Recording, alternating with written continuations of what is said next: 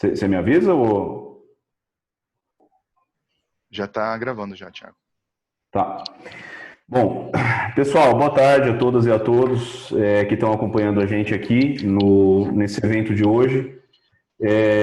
O evento intitulado, né, enfim, que é sobre a população de rua, né, nesse ciclo de palestras que a nossa pós-graduação aqui do Instituto de Ciência Política está organizando. A mesa intitulada Pandemia e os desafios para a sobrevivência da população em situação de rua, né? A gente fez o convite, né, a gente convidou para esse evento duas pessoas que, enfim, são pessoas que atuam há muitos anos nessa área, né? Um deles é o Rogério Soares do Nascimento, que é uma pessoa que, enfim, é um grande ativista aqui do DF, eu vou apresentar ele para vocês daqui a pouquinho.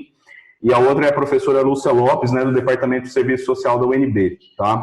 A gente vai fazer uma dinâmica aqui, né, o Rogério vai fazer uma fala, ele vai fazer uma fala e explicar, né, como está sendo a atuação dele, e vai falar um pouco para a gente também de como está sendo a atuação do GDF nesse processo aí dos cuidados com a população de rua, né?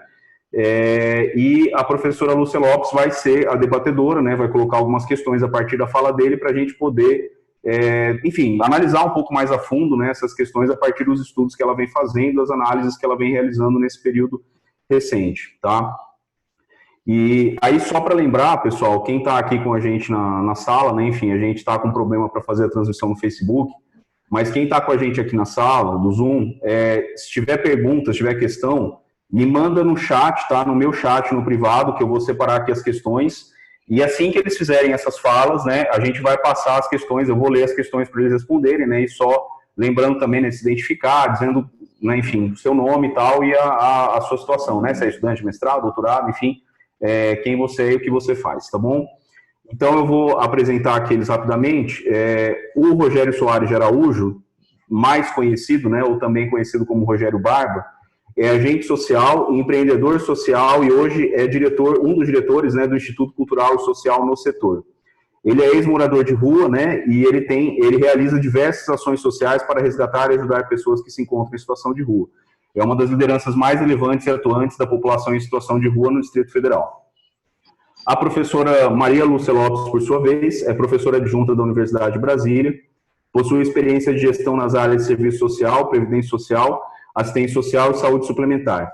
É pesquisadora do CNPq, do Grupo de Estudos e Pesquisa em Seguridade Social e Trabalho e do Grupo de Estudos Marxistas e Pesquisas em Política Social e Trabalho.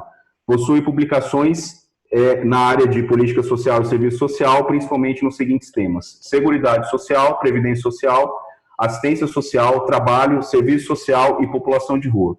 Dito isso, então, sem mais delongas, eu passo a palavra para o Rogério. Rogério, muito obrigado pela sua presença. Enfim, agradeço demais o seu aceite, né, ao nosso convite para poder debater aqui com a gente. Você tem 25 minutos de fala. Quando tiver faltando 5 minutos, eu te aviso, tá bom? Aí para você já caminhar para o encerramento, para a conclusão. Enfim, fica à vontade, tá contando o tempo a partir de agora. Muito obrigado mais uma vez. Eu quero agradecer, professor Thiago, pela oportunidade de estar compondo essa mesa, né, nesse debate sobre população em situação de rua, epidemia, né, o coronavírus aí, uma coisa que as pessoas, ninguém sabe lidar, e todo mundo uma hora pensa uma coisa, fala uma coisa. E para mim ainda, para minha felicidade, está com a professora Lúcia Lopes, né, porque para a gente que conseguiu vencer a rua, né, ter essa oportunidade, a gente fica muito feliz, né, porque a gente sabe, né, quem são as pessoas que lutam pelas nossas políticas públicas, para que essas políticas públicas sejam efetivadas, né? São pessoas que realmente estão aí, né, na luta com a população de rua há muitos anos e organizando também outras pessoas que vêm se interessar por essa política dentro da UNB. Então a gente fica muito agradecido, muito feliz de estar aqui com a professora Lúcia Lopes. Bom, a gente podemos começar por uma sistematização, professora Lúcia e quem está na sala, que é o contexto população de rua. Antes da epidemia e depois da epidemia. A gente precisa, não é diferenciar, mas eu posso até falar, sublinhar. Por que eu estou dizendo isso? Porque antes da epidemia, a gente tinha um certo número de população de rua, que a última pesquisa foi coordenada aí pela senhora, né, professora, se eu não me engano, né, a gente tinha uma pesquisa de um percentual de população de rua que fala lá em 1.000 e poucas pessoas. A gente que viveu, eu nasci na rua em 1971, minha primeira cama foi a rua, meu primeiro choro foi numa calçada, e graças a Deus eu não tive uma infância na rua, alguém me recolheu da rua e me colocou no orfanato, e eu vim acessar a rua em 1990, em 89, quando eu saí do orfanato que eu fui trabalhar, eu me envolvi com crack, com álcool, e eu não tinha parente nenhum, quem me deu meu nome foi o juiz, e voltei para a rua, e eu consegui sair da rua, né? Assim, em 2014 aqui em Brasília, depois de rodar o país aí, pelas nossas andanças que nós sabemos. Então a gente tem um número, eu exclusivamente, eu tenho dentro da minha cabeça um certo número de população de rua. Se as pessoas me perguntam, eu falo, olha, antes da pandemia, né, para a gente entender o nosso debate. Eu acredito que a gente tem umas 2.500 a 3.000 população de rua. Antes. Qual que é o fenômeno que acontece hoje? Eu tenho meus projetos especificamente no setor comercial sul, porque eu amo aquele espaço. Ali foi a minha casa, minha residência. Ali eu encontrava tudo o que eu queria: droga, dinheiro, diversão. Então, quando eu cheguei em Brasília, eu fui para aquele espaço e ali eu consegui sair da rua. Então, eu estava trabalhando focado naquilo ali. O que aconteceu? Aconteceu que explodiu uma população em situação de rua no DF inteiro. Aí ficou o pessoal da equipe social no setor, lá no setor, e eu comecei a percorrer as periferias. Por que eu comecei a percorrer as periferias? Porque eu vi um aumento da população de rua. Porque tudo que é de bom chega no plano, né? As pessoas, todo mundo quer fazer no plano. As pessoas me ligam diariamente, Bárbara, eu queria fazer uma ação aonde? No plano? Não, vamos lá para São Sebastião, vamos para Santa Maria. Porque nesses espaços estão nossos irmãos de rua da periferia, que sofrem muito mais, porque as assistências dificilmente chegam nesse lugar. Então, o que foi que eu estou nessas minhas andanças notando por Brasília afora? Uma demanda muito grande de população em situação de rua. Mas é uma população que está vindo para a rua porque elas têm moradia? Porque elas estão sem moradia? Não, porque está faltando alimento dentro da casa dessas pessoas. Então, a gente hoje debate uma população de rua mais ampla. Nós estamos falando agora numa epidemia, né? Numa era que nós estamos vivendo uma epidemia e discutindo população de rua. E eu não posso fugir, né, dessa discussão se eu não incluir o que vem acontecendo em Brasília, um fenômeno. Você passa porque antigamente, a professora Lúcia sabe, as pessoas vinham para aquelas barraquinhas para o final do ano, para ganhar suas doações, até porque elas não têm um presente para dar para o filho e o único meio de se ganhar ali. Hoje não. Hoje você passa Águas Claras, Santa Maria, Gama, Ceilândia, você vai ver um monte de barraquinha, né, nas ruas. E eu tenho me aprofundado em dialogar com essas pessoas. E o que eu tenho percebido são pessoas, para vocês terem uma ideia, domingo passado eu fui numa dessas comunidades que é debaixo do viaduto ali, entrando na Ceilândia, e fui ali, sentei, fizemos um café no ar livre ali, fui entender a história e pedi para uma senhora de 60 e poucos anos me explicar por que ela estava naquela situação de rua. Ela falou, meu filho, eu vou ser sincero, se eu tiver comida na minha casa, eu não venho para a rua. Aí eu falei, se a gente conseguir isso, voltamos com essas 6 famílias para a casa delas. O que a gente tem visto hoje é uma explosão de uma população de rua que, assim, professora Lúcia, eu venho até trazendo um discurso, professora Lúcia, eu acho que vocês da UNB também poderiam até nos ajudar, que o que ninguém discute pós-pandemia. Ninguém está discutindo. E eu tenho uma preocupação. Por que eu tenho uma preocupação? Porque os nossos governantes não têm planejamento. Não tem planejamento. E a gente vai viver um extremo de pobreza como a gente nunca viu na vida. Por que eu falo isso? Porque os desempregos estão acabando, muitas pessoas estão vindo para a rua porque não tem dinheiro para pagar aluguel, água e luz. E para você consertar uma economia, vocês que são mais estudados, né, do que eu, o meu estudo, a minha escola é a rua. E eu aprendi que uma economia a gente não se conserta da noite por dia, leva décadas. E essa década vai, e eu acredito que vai chegar a 4, 5 vezes maiores de população em situação de rua. E a gente vê aí o que os nossos governantes têm feito. Na verdade, os nossos governantes não têm feito muita coisa. Eu vou dar uns exemplos aqui. Eu sou uma pessoa, o Tiago me conhece, as pessoas me conhecem. tudo, a gente hoje se tornou uma pessoa de referência, então tudo que a gente fala se torna uma polêmica, mas isso é bom, porque é a rua, a pessoa que saiu da rua que está falando. Por que eu quero dizer? Presta bem atenção. O governo fez um acampamento para 200 pessoas no autódromo. Aí o governo me fez um outro acampamento para 200 pessoas na Ceilândia. E fez um acampamento para 100 pessoas no Recanto das Emas. Certo? Beleza. Qual que é o planejamento? Qual que é o plano de trabalho que tem dentro dos acampamentos? Aí a gente foi cobrar do governo, o governo foi lá o mês passado e fez os exames nessas pessoas. O mês passado. E as pessoas entram e saem do acampamento. O que eu quero dizer com isso? Há uma preocupação muito grande, porque eu tenho na minha mente, a escola da rua me ensinou que a maior propagação que nós vamos ter do coronavírus é a economia, é o dinheiro. E a população de rua vai estar atrás do quê? Do dinheiro. A própria população de rua vai estar indo atrás do vírus, mas por uma sobrevivência, seja ela qual for, seja ela para se alimentar, para sustentar o seu vício. Infelizmente, ela vai estar indo atrás dessa economia e o vírus vai estar nessa economia. Aí os nossos governantes, se você for ver, não tem um planejamento mesmo adequado, porque eu costumo dizer assim, o que é que o governo está fazendo?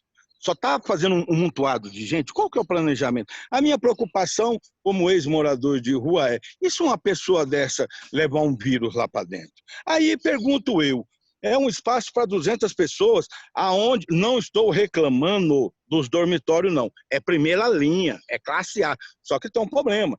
São containers que, se você for lá visitar, a Organização Mundial da Saúde recomenda no mínimo 2 metros. Né? Gente, o espaçamento é de meio metro de uma cama para outra. Espera aí. O que mesmo que os nossos governantes estão fazendo com a nossa população de rua no planejamento do coronavírus? Se a Organização Mundial fala que é para distanciamento de 2 metros e você entra dentro de um container, o espaço é de meio metro um para o outro. E uma coisa que tem me preocupado e chamado a atenção, hoje as pessoas só estão preocupadas com o coronavírus. Entendeu? A população de rua, gente, as doenças são muitas doenças, são doenças sexuais transmissíveis, são tuberculose, entendeu? São problemas de doença que as pessoas trazem porque está acessado à rua, né? E essas doenças não estão sendo tratadas. Aí você me coloca 200 pessoas junto e você não tem um planejamento adequado para a saúde dessas pessoas. Esse é o segundo ponto que eu venho pôr. O primeiro é o crescimento da nossa população. O que fazer? E a outra, o governo está pensando assim, eu tirei boa parte, só que no setor comercial sul, ele pode ter conseguido tirar 150, já voltou mais gente. E depois, a minha preocupação como ativista na política da rua é o que será feito com essas pessoas que estão nesses acampamentos? Qual que é o planejamento que o governo tem para essas pessoas? É moradia? É trabalho? Entendeu? Tudo isso a gente vem questionar, para que aquilo ali não vire um depósito simplesmente de pessoas, de gente, e para que o governo venha falar que está fazendo alguma coisa. Então a gente tem muita preocupação, né? Principalmente o atendimento, gente. Olha, eu vi uma cena, eu saio de madrugada, eu começo a trabalhar cedo e vou até de madrugada, porque a gente procura atender o máximo de pessoas possível. A gente fizemos uma rede de solidariedade do DF Barba na Rua, então estamos quase em todo o DF, né, suprindo as necessidades das pessoas de rua. E o que a gente tem mais visto é a violação dos direitos dessas pessoas que estão em situação de rua. É muito grande, entendeu? Não são respeitados os direitos dessas pessoas. Uma coisa, professora Lúcia Lopes, que tem me decepcionado muito grande. Olha, eu não suporto ver, quando eu olho assim, eu olho na televisão, que o governo está fazendo uma política para a população de rua de saúde, hoje está fazendo teste lá com a população de rua e o consultório de rua está lá dentro. Gente, me respeita. Às vezes eu falo assim, você sabe por quê? Eu começo, os nervos sobem a flor da pele. O consultório de rua, eles têm que estar na rua. A nossa rua está abandonada. Existe lá dentro do autódromo, nos acampamentos, nos acolhimentos, já existe uma instituição que recebe, e o governo tem que pôr uma tenda médica lá dentro. Não é pegar um carro da população de rua e colocar para atender lá dentro. Então, os direitos da população de rua, ela é violada diariamente e poucas pessoas percebem. Por que eu falo isso? Porque a população de rua em si, ela não tem a sua saúde prestada como deveria ser. Porque esses equipamentos deveriam estar na rua, e não estão na rua. Ela está num órgão do governo terceirizada, porque o governo já arrumou umas instituições para acolher essa população, e além disso o governo tem que dar saúde para essas pessoas lá dentro. Então hoje, viver na rua é muito mais difícil. Agora, vocês poderiam me perguntar para mim assim, mas Barba, se você estivesse em situação de rua, você iria para esses acampamentos? Bom, eu tenho uma preocupação muito grande. Hoje, eu, Rogério Barba, eu não iria para esses acampamentos. Ué, mas por que você não iria para esses acampamentos? Porque o contato com as pessoas lá dentro, a possibilidade de você se contaminar, ela é muito maior. Por que ela é muito maior, gente? Porque as pessoas têm o direito de ir e sair lá de dentro. Na rua, mesmo eu estando em situação de rua, eu posso escolher e o direito de fazer o meu isolamento. Eu posso dormir naquela calçada onde não vive ninguém. Então a gente está muito preocupado com esses acampamentos que o governo vem fazendo, com a violação dos direitos da população de rua, com o crescente número da população de rua. Quer dizer, hoje muita população de rua, gente, corta o meu coração quando eu olho para a pessoa e eu falo assim, nossa, irmão, mas o que você está fazendo aqui? Você não está da sua casa. Barba, não recebi meu auxílio. Não recebi meu auxílio, tive que voltar para a rua. Então, a gente estamos vivendo uma época muito difícil. E a pobreza, assim, ela vai trazer para a rua muito mais gente. Eu calculo que após a pandemia, nós vamos ter aí, eu faço meus cálculos mais ou menos, de 6 mil pessoas de rua para cima. Por quê? Por causa da economia, entendeu? Não tem emprego, a pessoa não tem comida, a pessoa vai acessar a rua. Agora, eu vejo muita gente também que faz um julgamento, gente, sem antes olhar a história da pessoa. As pessoas falam assim, ah, Barba, mas essas pessoas estão debaixo do viaduto que é para ganhar suas doações. É lógico, é lógico. Por que ela está debaixo do viaduto para ganhar suas doações? Porque o alimento não chega na casa dela. O governo não tem uma política concreta para manter essas pessoas. Não adianta falar para a pessoa assim, ó, olha, você não saia de casa, tal. E a pessoa que não tem um alimento? Como é que ela vai ver o filho dela passar fome um dia, 2 dias? No terceiro dia ela vai acessar a rua. Por que ela vai acessar a rua? Porque ela vai ver que na rua ela consegue, no mínimo, matar a fome dessas pessoas. Então a gente está muito preocupado, assim, e a gente quer estar entendendo um pouco mais, aprendendo um pouco mais, porque vocês, gente, hoje, nesse exato momento, está tendo uma desocupação no Sol Nascente. Semana passada teve no CCBB. São pessoas que estão ali há 15 anos. Há 15 anos estão ali. E eu fui lá domingo socorrer essas pessoas e me cortou o coração quando eu cheguei 8 horas da noite, as crianças, umas 30 crianças, olhar para mim e falar assim, tio, essa é a nossa primeira refeição do dia.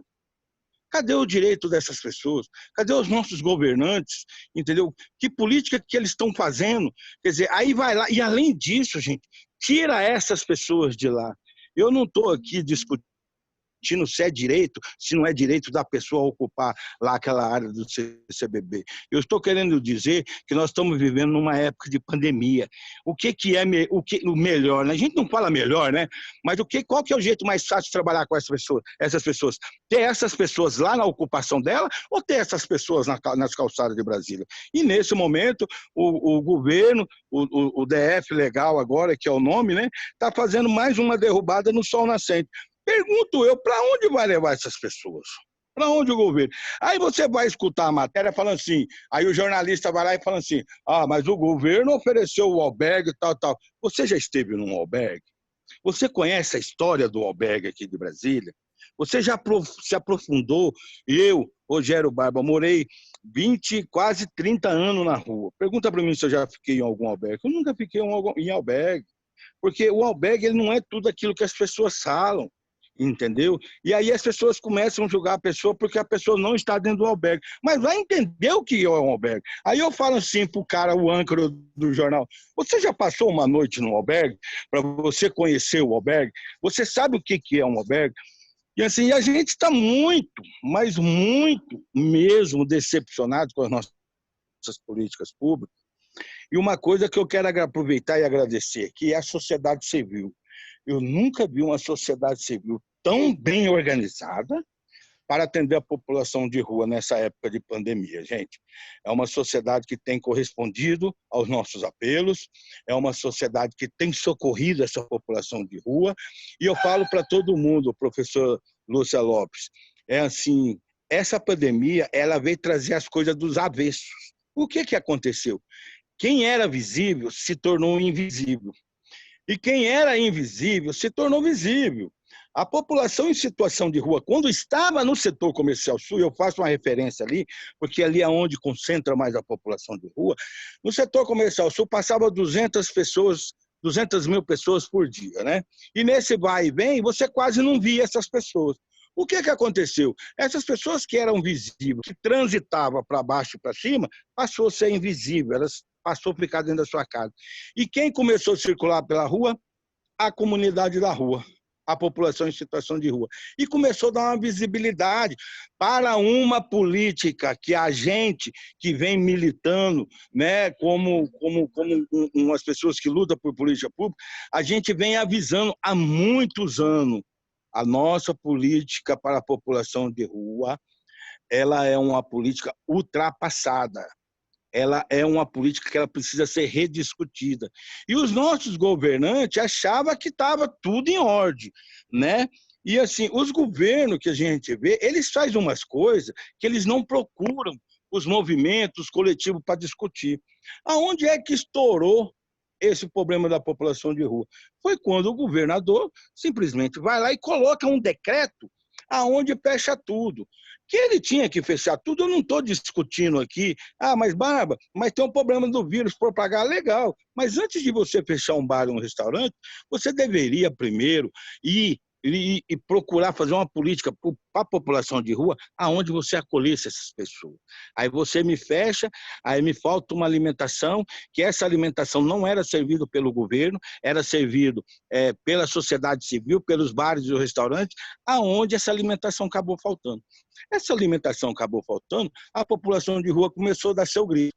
A população de rua começou a dar seu grito, que está com fome, está com isso, está com aquilo, a sociedade passou a dar uma visibilidade para a população de rua. E a gente começou a entender que as nossas políticas, realmente, a gente precisa rediscutir essas políticas, né? A gente precisa sentar e dialogar mesmo. E o que eu acho que a gente já deveria estar fazendo, porque assim, eu tenho uma preocupação muito grande. Como é que é? Quando é que nós vamos discutir após a pandemia a população em situação de rua? Quem é que vai sofrer mais depois? Entendeu?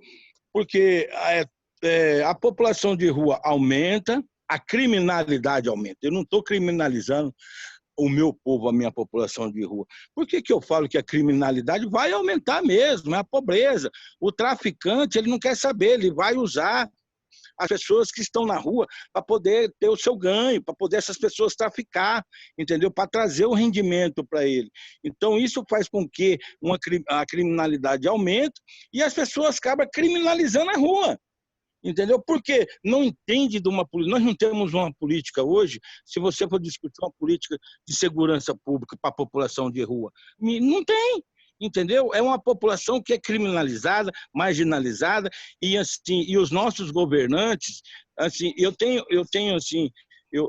fico indignado quando a secretária, ou seja, quem for dentro da SEDESC Mídia. Barba, só desculpa te interromper, tá? Faltam 5 minutos, tá? Desculpa te interromper. Eu fico indignado, assim, eu até estava falando com a Maíla esses dias, que é do Movimento Nacional População de Rua.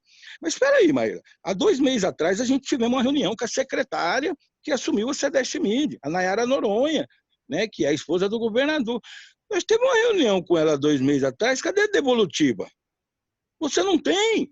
É uma falta de respeito você chamar um grupo de pessoas para discutir uma política de população em situação de rua e você ficar lá 2 horas e meia discutindo essa política e daqui a pouco você não tem uma resposta. Isso, para mim, é uma falta de respeito. Isso mostra como é que estão as nossas políticas, né? Aí daqui a pouco marca uma outra reunião e eu falo, não, gente, peraí, esse mundo está de ponta cabeça. Aí, ué, nós tivemos uma reunião há 2 meses passados, até hoje nós não tivemos uma devolutiva. E vamos ter uma outra reunião? Quer dizer, quando é que nós vamos levar nossas políticas a sério? Eu acho que agora já era para nós ter feito o nosso censo da população em situação de rua há muito tempo, né? E fazer e procurar, todo mundo fala, mas precisa ter um censo. Eu sou defensor do censo da população de rua, mas eu acho que neste momento fazer um censo você vai estar trazendo para a rua, são pessoas que hoje têm suas casas e estão com problema de alimentação. Quer dizer, como é que a gente, né, procuro eu, professora Lúcia Lopes, a senhora é uma referência para nós em termos de estudo, né, em doutorado aí, né? Como é que a gente pensa, né, doutora, professora Lúcia, uma nova política? Como é que eu peço o apoio da UNB para que a UNB chama para si, gente, vamos começar, vamos sentar, vamos olhar após a pandemia, ou nós vamos esperar acabar essa epidemia para depois nós estar num extremo de pobreza, para depois a gente ver as nossas ruas cheias de pessoas de população de rua, para querer discutir uma coisa que já era para ter planejamento. Então, quando a gente não tem planejamento, a gente vai se deparar com o que está acontecendo aí. Entendeu? A gente vai se deparar com uma desorganização governamental, porque quando o governo fecha os comércios, fecha tudo, ele tem que analisar que assim, muita gente vai perder o emprego. Cadê essa pessoa que vai perder o emprego? Vamos sustentar essa pessoa? Vamos dar o alimento para ela, pelo menos, não sair da casa dela e vir acessar a rua? Quer dizer, não, espera a pessoa vir para a rua. É muito mais difícil você trabalhar com uma pessoa que está na rua do que uma pessoa que está morando dentro de uma comunidade. Então, a gente estamos na luta, a gente estamos aí. Na verdade, a gente estamos fazendo aquilo que era que o governo teria que fazer, mas a gente já vinha fazendo, que é de dar o primeiro socorro, né? Qual que é o primeiro socorro, né? O primeiro socorro é a fome da população em situação de rua, né? Então, a gente estamos caminhando aí, quero agradecer à Sociedade Civil de Brasília, que tem correspondido, a gente tem trabalhado diuturnamente, entendeu? A gente conseguiu ali colocar uma cozinha em Vicente Pires, que a gente atende uma comunidade das pessoas em situação de rua, 200 pessoas em Taguatinga e Ceilândia, né? Levamos comida para essas pessoas. A gente estamos com a rede no Paranoá, a gente estamos com a rede lá em Sobradinho, em Planaltina do DF, no Gama, Santa Maria. Então, agora o pessoal do Novo Gama está nos chamando, porque lá também tá ficando uma situação drástica, né? Então, eu acredito que é o Brasil inteiro, né? Mas eu acho que a gente está aqui também para aprender. E eu gostaria de ouvir, né? Uma grande admiradora, sou fã da Lúcia Lopes, né? Uma pessoa que sempre luta, e ver como é que a gente trabalha isso, professora. No que a UNB pode nos ajudar, né? A sistematizar, a começar a pensar, professora, porque assim, eu gosto muito, a UNB tem uma força muito grande, e a gente tem um carinho muito grande pela UNB, porque a UNB é que faz os estudos da gente, e quando a UNB pega para fazer, quando a gente fala assim, nossa, é a Lúcia Lopes que está falando, opa, então a coisa vai acontecer, porque nós sabemos que são pessoas que realmente querem lutar ali pela população de rua. Professor Tiago, estamos aí, estamos aguardando, obrigado pela oportunidade, hein? Imagina, Barba, eu que te agradeço muito pela sua fala, excelente fala. Eu só fazer um reparo, eu esqueci de mencionar, né, na hora que eu te apresentei, que você é um colaborador da Rede BR Cidades, né? Enfim, você falou desse papel aí da sociedade civil, enfim, depois eu vou até te fazer uma pergunta sobre isso, mas muito obrigado mesmo, Barba. Sua fala é muito impactante, como sempre. Bom, continuando aqui então, pessoal, eu vou pedir para a professora Lúcia Lopes, né, dar início à fala dela. Professora, você tem 25 minutos, eu te aviso, tá? Quando estiver faltando 5, no mesmo esquema aqui. Mais uma vez, agradeço muito a sua presença e a sua disposição em colaborar com o nosso debate. Obrigado.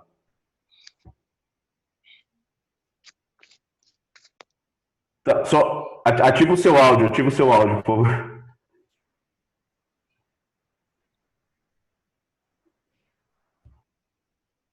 Aí, professor. Perfeito. Então, boa tarde a todos que nos ouvem, boa tarde especialmente a você, Tiago, e a você, Rogério Barba. E eu quero dizer que é uma grande satisfação participar dessa discussão. Agradecer o Tiago por isso, pelo esse convite, por a organização dessa live.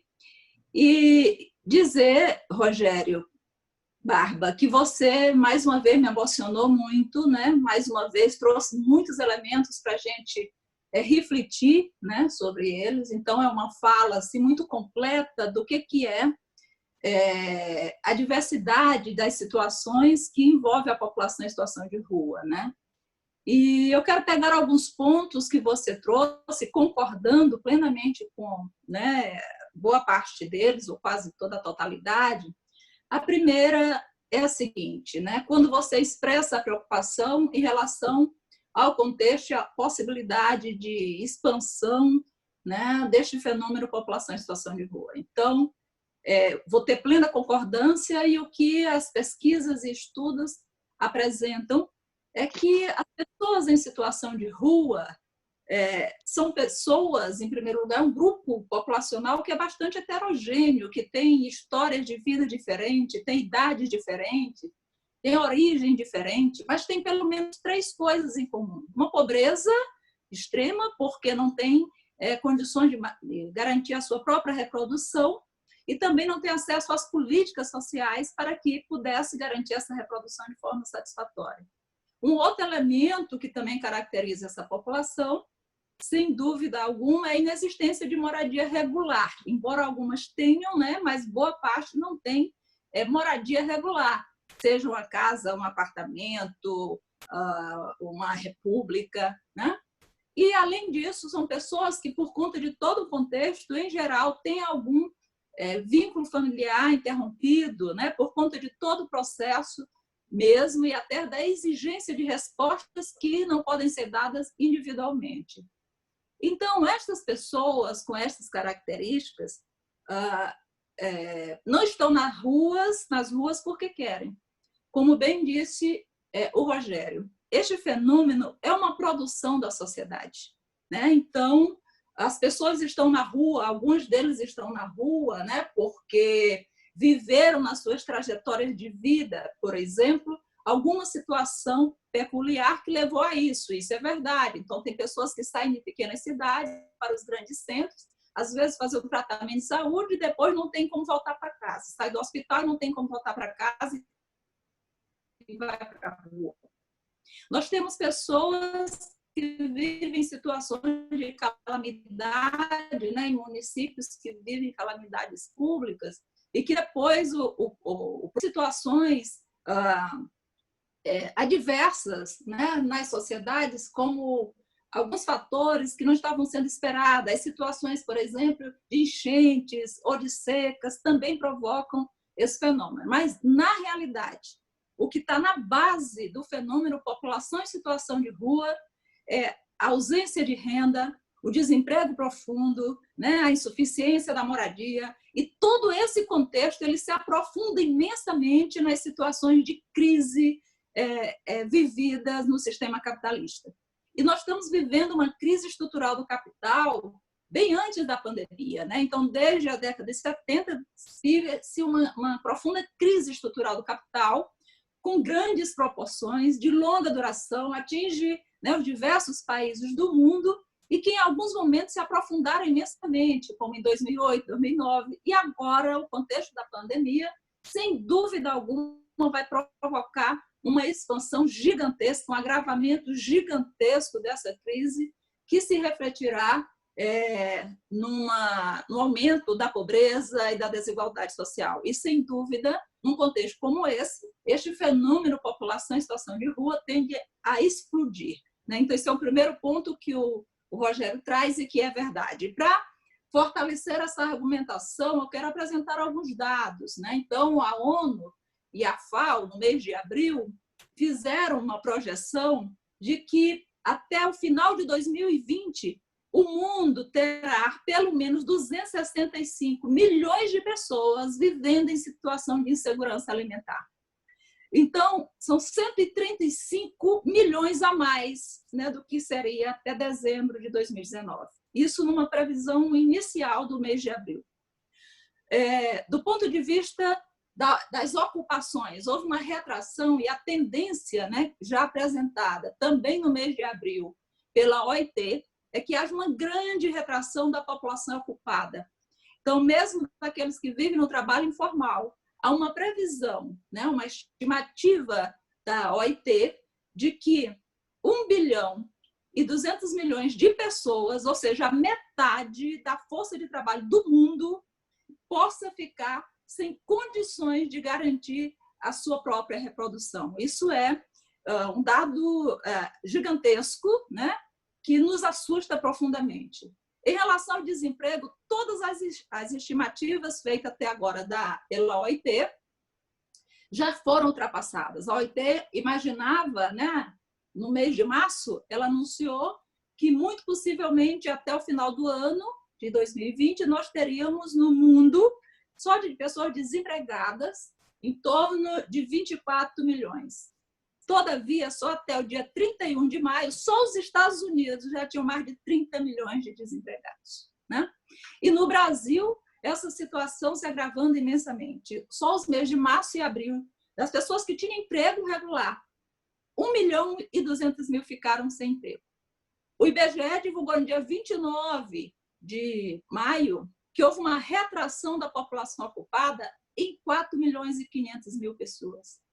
Então, isso dá uma indicação muito preocupante. A FGV apresentou um estudo dizendo que, no mínimo, 17,18% será o percentual médio de desemprego no Brasil esse ano. Isso vai significar, concretamente, mais de 20 milhões de pessoas desempregadas aqui. E a ocupação, com a retração que tem, pode levar em torno aí de 36 milhões de pessoas sem condições de garantir a sua própria reprodução. Isso vai repercutir imensamente em relação à população em situação de rua. Então, que o Barba já está dizendo que está vindo, que está percebendo nas ruas, e todos nós estamos percebendo, é uma realidade, né? Então, as indicações é que isso piore. Então, isso é o primeiro aspecto do que o Barba traz, que eu acho importante que a gente discuta.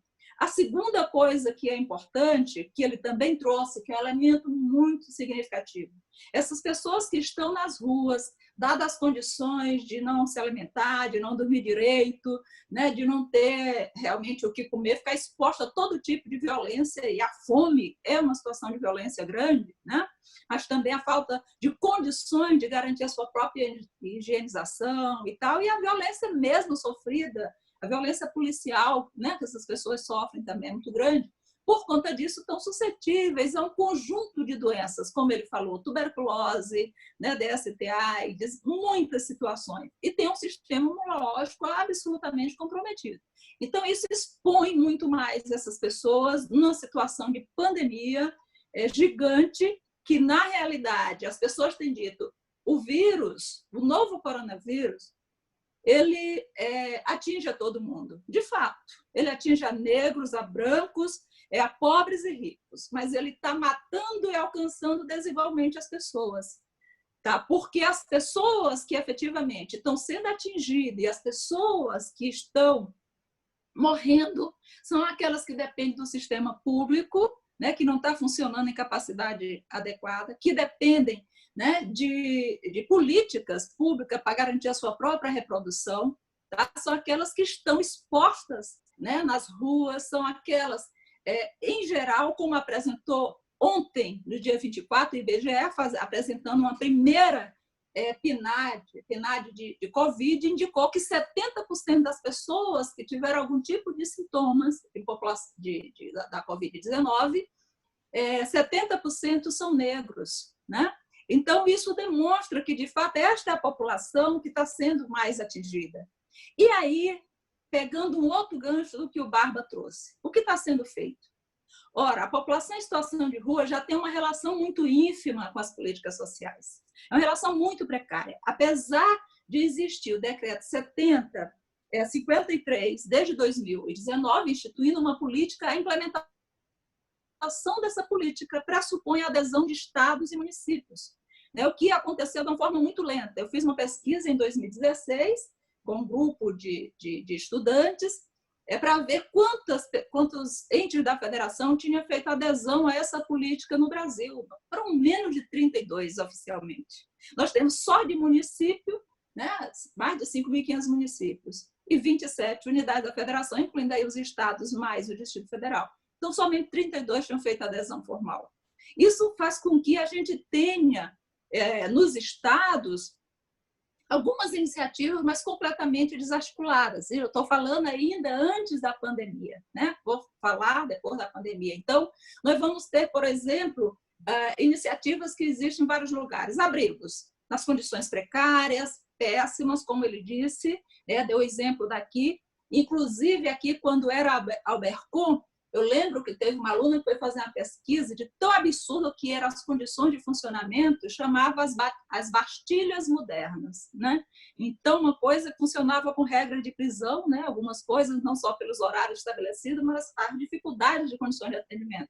Mas, de uma certa forma, os abrigos existem ainda em alguns lugares, em quantidade insuficiente, em qualidade precaríssimas, né? Mas é uma regra do que existe mais geral.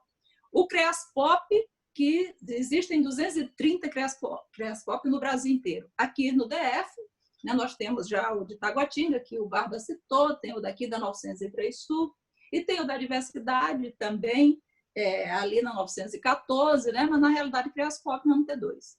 Outra experiência que existe mais geral é dos consultórios de rua. Eu, particularmente, tenho muitas críticas, primeiro porque provoca uma segregação na forma de atendimento da população em situação de rua. Eu acho que as unidades de saúde, eu vou falar um pouco mais à frente, elas teriam que se estruturar melhor, né, para atender essa população nos espaços destinados a todas as pessoas, né? Então, os consultórios de rua, ele tem um limite muito grande. Primeiro que, às vezes, eles fazem uma exposição pela forma de atendimento precarizado, e outras vezes eles estão quase todos, como é o caso do DF, ela citou aqui, localizado. Você tem um consultório de rua que vai ficar ali, próximo ao CREASPOP. Ele não vai fazer o percurso na rua, né, para ver, identificar as situações e caminhar para a rede de saúde. Então, ele não está cumprindo o seu papel, mas existe no Brasil em torno de 180 consultórios de rua funcionando. No DF tem 3, né, mas com um funcionamento absolutamente precário. Aqui, alguns deles, antes da pandemia, já não estavam funcionando por falta de manutenção do próprio carro, da própria Kombi, né? Então, que é uma coisa bastante preocupante. Existiu e tem uma priorização no programa Minha Casa Minha Vida, né, para a população em situação de rua. Mas, na realidade, durante os anos de vigência desse programa, somente 150 pessoas no Brasil tiveram acesso a essa moradia. Então, o que eu quero dizer com isso? A pandemia, ela chega num contexto em que essa população já não tem uma relação, né, consistente com as políticas sociais que pudessem reduzir este fenômeno, né? E, ao mesmo tempo, são pessoas que sofrem os rebatimentos maiores num contexto de pandemia. Diante disso, o que está sendo feito? O Barba levantou essa questão. O que o governo federal, por exemplo, está fazendo? E aí eu quero registrar duas coisas terríveis. Respondo junto com você, nada. Né? Porque a primeira coisa que aconteceu, no dia 7 de abril, o governo federal lançou uma nota dizendo orientações sobre os cuidados com a população em situação de rua na pandemia. Primeiro, 7 de abril, quando a pandemia já está com um custo bem elevado. E simplesmente é uma nota que se restringe a orientar entidades religiosas, entidades filantrópicas, né, de como cuidar a população em situação de rua. Então, eles orientam, dão essas informações básicas de isolamento, de higienização e tal, e orientam essas entidades a buscar os órgãos públicos para tentar articular alguma atividade com eles. E reforçam profundamente o voluntariado, né? Jogam na responsabilidade da sociedade civil o atendimento dessas pessoas, o que não está correto. Eu vou falar um pouco mais na frente. Nós todos temos que cobrar políticas estruturais consistentes, né? E, apesar de ser bastante positiva a solidariedade de todo mundo, eu mesmo participo de sem número de campanhas também, mas eu acho que o mais importante é defender políticas estruturais para isso. Eu vou falar um pouco na frente. A segunda coisa que o governo fez, no dia 7 de maio, teve uma entrevista coletiva em que a ministra Damares disse o seguinte, quando ela foi cobrada sobre a população em situação de rua, ela diz o seguinte, mas essa população ela não será muito atingida, porque são pessoas que as outras não pegam na mão dela e nem abraçam. Que absurdo! Acho-se simplesmente um absurdo, né? Numa coletiva em que tinha o ministro da Saúde, em que tinha os vários ministros, que inclusive estava sendo dito como se dá o processo de contaminação, né? De uma ministra fazer uma fala como essa, que é uma coisa constrangedora. E naquele dia foi anunciado que o governo apresentaria um programa que seria um programa para o qual seria destinado 2.500.000. Então, primeiro, até hoje, este programa, que é chamado Brasil Acolhedor, não foi apresentado, e 2 milhões de reais não serve para nada, nem para garantir o combustível para fazer o deslocamento dos consultórios de rua. Os governos estaduais, a exemplo do que foi feito aqui no Distrito Federal, né, estão tomando algumas iniciativas emergenciais, como, por exemplo, a utilização dos espaços esportivos, como o Barba falou aqui, né, pegar ali o autódromo Nelson Piquet para atender 200 pessoas, criar outros espaços, então espaços emergenciais, que nem sempre seguem as regras que são orientadas pela própria OMS ou Ministério da Saúde, utilizam os CREAS-POPs ou estendem o horário de atendimento de CREAS-POPs, né, como se isso fosse uma grande estratégia, e ainda jogam na responsabilidade apenas dos centros como é que se diz? As unidades de atendimento móveis, né, os consultórios de rua, a responsabilidade de fazer o controle, digamos assim, da situação de saúde, sem fazer testagem em massa, sem fazer uma série de outras medidas que são indispensáveis. E, em alguns lugares, estão sendo contratados hotéis, né? Como em São Paulo, no Rio de Janeiro, né? Em alguns lugares tem hotéis que essa população está ficando. Aqui nós vimos uma grande disparidade. Então, foi organizado assim, esses espaços para a população em situação de rua, foi desenvolvido um projeto também que leva a população idosa para hotéis. Por que também não pensar isso para a população em situação de rua, na situação emergencial? Só para a gente refletir a forma contraditória de como que isso está sendo tratado. E daí, o que eu quero dizer é que, na realidade, apesar de ter iniciativas importantes de articulação junto com o SESC, em vários lugares do Brasil, né, de haver iniciativas importantes, mas não são suficientes. Na realidade, o que está alcançando mais a população em situação de rua é um conjunto de campanha de solidariedade envolvendo a comunidade. E nós não podemos deixar a população em situação de rua sendo atendida somente pela população, somente pela a sociedade civil organizada. Por quê? Porque este fenômeno é uma produção social. O Estado tem a responsabilidade de tentar intervir inibindo esse fenômeno. Então, o Estado tem a responsabilidade de construir medidas que, de fato, possam atender essa população em situação emergencial, mas pensando no pós-pandemia, como diz o Barba. Por exemplo, do ponto de vista emergencial, é indispensável ter mais vagas para garantir, sim, abrigamento, ter alimentação, a testagem em massa, garantir o isolamento em condições mais adequadas. E com isso, como? Construindo novas vagas, abrindo hotéis, né, utilizando auxílio moradia, construindo repúblicas. Temos espaços que já existem, por exemplo, ou que sejam criados para essa situação emergencial, é importante. Do mesmo jeito que uma testagem massiva da população. Aqui, né, tem em torno de 3.000 pessoas, como disse o Barba. Essa é a projeção que se tem. Que, aliás, um grande problema para se pensar a política é você não ter os dados concretos e objetivos, né? Então, nós temos estimativas as mais diferentes, tem 3 ângulos de estimativa da população em situação de rua no Brasil. Uma primeira estimativa é a que veio de um censo que foi realizado em 73 municípios em 2007 e 2008 pelo MDS, que apontava um indicador de 0,061% da população daqueles municípios estar em situação de rua, o que projetava em torno de 130.000 pessoas. Mas esse está defasado, né, porque não envolveu algumas grandes cidades, como São Paulo, Belo Horizonte e tal, naquele censo.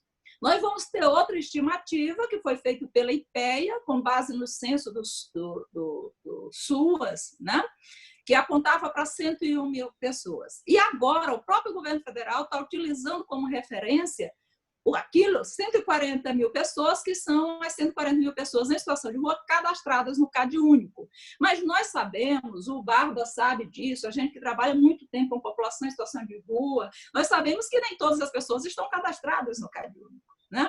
Então, isso já mostra que nós temos aí um patamar imenso. Isso antes da pandemia. E com a pandemia, isso deve chegar a uma situação estupenda, né? Se a gente for levar em consideração o crescimento anual que estava tendo, São Paulo teve um crescimento de 2018 para 2019, é assustador, de 15 milhões de pessoas para um percentual de 24 milhões, ou de 15 mil pessoas para um percentual de 24 mil. Agora imagina, num contexto de pandemia, como que isso não pode se assoberbar?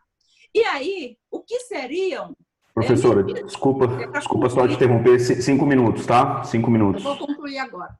Então, dentro de 5 minutos. Então, é preciso, além dessas medidas emergenciais, é preciso que sejam construídas outras medidas. É preciso haver um planejamento efetivo, né, para a implementação das políticas no Brasil, nacionalmente articulada, e especialmente em cada uma das unidades da federação. Porque eu acho também que não dá para pensar políticas para a população em situação de rua desarticulada. Eu acho que as pessoas se movimentam, né? Então, você tem que ter, em primeiro lugar, políticas que sejam intersetoriais. Então, eu não posso pensar a saúde isolada da habitação, isolada da alimentação, isolada, né, de todos esses outros fatores que são importantes, né? Então, as políticas elas têm que ser intersetorial, né? Não tem que ficar restrita à área de assistência, como tem ocorrido, né, ao longo desses anos. Em segundo lugar, elas têm que envolver diferentes esferas, cada uma com as suas responsabilidades, tá? E aí, o que fazer? Eu acho que, em primeiro momento, nesse momento, do ponto de vista da pandemia, mas pensando numa estratégia mais geral, o benefício, o auxílio emergencial, ele tem que ser completamente desburocratizado e garantir o acesso da população em situação de rua a esse benefício, né? Que tem uma dificuldade gigantesca, porque as pessoas não têm celular nem para fazer o cadastro, as pessoas não têm nem condições de fazer o cadastramento para poder receber o benefício. Então, eu acho que é uma responsabilidade pensar, primeiro, no prolongamento, no aumento do valor e numa desburocratização para garantir o acesso por toda a população em situação de rua. Isso tem que se dar combinado ao reforço das equipes dos consultórios de rua e que seja estabelecido um novo fluxo de relação desses consultórios de rua com as redes de atendimento. Então, as UPAs, os hospitais têm que criar estrutura para atender a população em situação de rua. Nós sabemos que, por exemplo, o SAMU não consegue atender a população em situação de rua porque encontra pessoas que estão sujas, encontra pessoas que não têm roupa, isso e aquilo. Por que as UPAs não são equipadas para ter banheiro para atender essas pessoas, para ter roupa, inclusive, para fornecer para essas pessoas, né? Os hospitais também têm que ter essa estrutura. E, de fato, os consultórios de rua têm que ser ampliados em quantidade, mas para fazer este movimento de circulação, né, também nas ruas e canalizar as pessoas que estão necessitando para as unidades de atendimento, tem que ser reestruturado.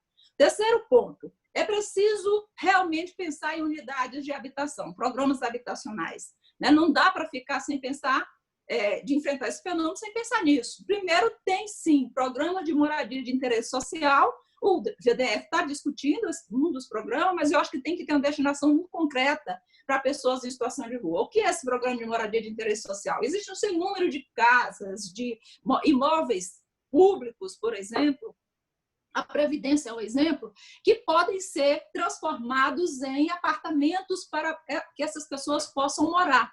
Do mesmo jeito que tem apartamento funcional, né, para professor, que é de outro lugar, apartamento funcional para deputados, tem que ter, isso são tipos de moradia de interesse social, então tem que ter uma moradia, né, de interesse social que possa ser pública, mas também destinada a essa população para um período de transição. Mas precisa, sobretudo, ter programas habitacionais também que garantam isso. Mas não só, é preciso pensar em políticas também de trabalho. E aí, tem política de trabalho, não é pensar simplesmente, né, nessas coisas que o governo geral criar uma estratégia de criar um grupo de produção. Não. Por exemplo, existe um projeto que é do Paulo Teixeira, que está desde 2008 na Câmara, e que tem uma estratégia importante, pode ser usada por qualquer estado, que todas as empresas que ganhem licitação, tá, em determinado órgão público, tenham que contratar pessoas em situação de rua. Pelo menos em 2% daquelas pessoas vão ser contratadas. O GDF contrata um sem número de pessoas na construção civil, em várias áreas. Então, por que não adotar estratégias como essa? Então, eu acho que, no mínimo, né, tem que se pensar nesse momento de pandemia, dando absoluta razão para que o Barba trouxe aqui, em estratégias emergenciais de enfrentamento, né, desta pandemia, que inclui mais albergues, mais vagas, né, para, de fato, tirar as pessoas da rua, que pode ser hotel, né, todas essas outras estratégias, auxílio moradia e tudo mais. Os restaurantes populares têm que funcionar e têm que ser ampliados, né, numa quantidade superior. Em alguns lugares estão sendo usadas estratégias, aqui também tem que fazer. Além de todo o processo de vacinação, né, e de garantia de acesso ao atendimento adequado, mas também isso tem que ser vinculado com essas estratégias mais gerais. Inclusive porque nós sabemos muito pouco ainda sobre esse vírus, não tem produção de vacinas que se possa usar massivamente, não tem medicamento adequado, apesar de ter tratamento que está sendo usado, e nós não sabemos a duração dela. Nós sabemos que as estimativas mais otimistas é que, no mínimo, até julho de 2001 ou dezembro de 2001, não ficar com períodos de intermitência de fechamento e abertura de atividade. Então, e até lá, este fenômeno está sendo ampliado. Então, tem que ser pensado, a partir de agora, nessas estratégias mais a longo prazo, né, para enfrentamento de toda essa situação.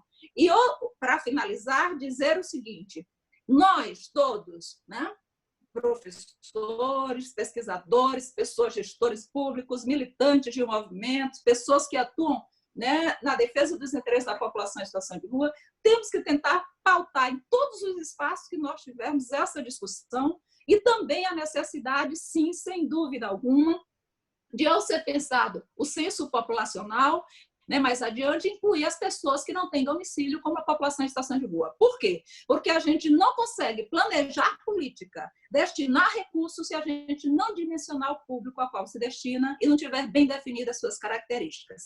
Então, é isso para ficar dentro do tempo, ok? E aberta para o diálogo. Tá ótimo, Lúcia, muito obrigado. Bom, eu vou passar aqui para vocês, então, vou ler aqui rapidamente, tá, as duas perguntas que chegaram para nós no chat. Eu tenho uma para cada um também, aí eu acho que eu vou falar agora já, né, enfim, aí a gente dá 5 minutos para cada um de vocês responderem, tá bom? Vou pedir para ser bem sintético. Quem tiver mais pergunta, tá, pessoal, pode continuar me mandando aqui pelo chat, que eu repasso para eles no segundo bloco. Mas a primeira pergunta, que é para o Barba, né?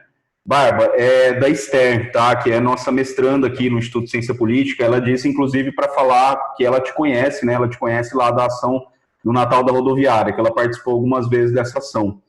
E ela está te perguntando se as casas de recuperação ainda têm recolhido pessoas durante a pandemia, né? E se sim, né? Se caso elas têm feito isso, se você acha, né? O que você acha disso? Você acha que isso é uma ação segura, tá? A outra questão é da Lara Caldas, que é nossa estudante de doutorado aqui do Instituto de Ciência Política. Ela está pedindo para perguntar uma questão até similar a que eu tinha pensado também. Ela gostaria de saber de vocês se vocês veem alguma política duradoura, né, saindo a partir dessa crise, ou seja, como produto dessa crise do coronavírus, da pandemia. Ela menciona que viu alguns projetos de lei sobre moradia emergencial em hotéis, por exemplo, né?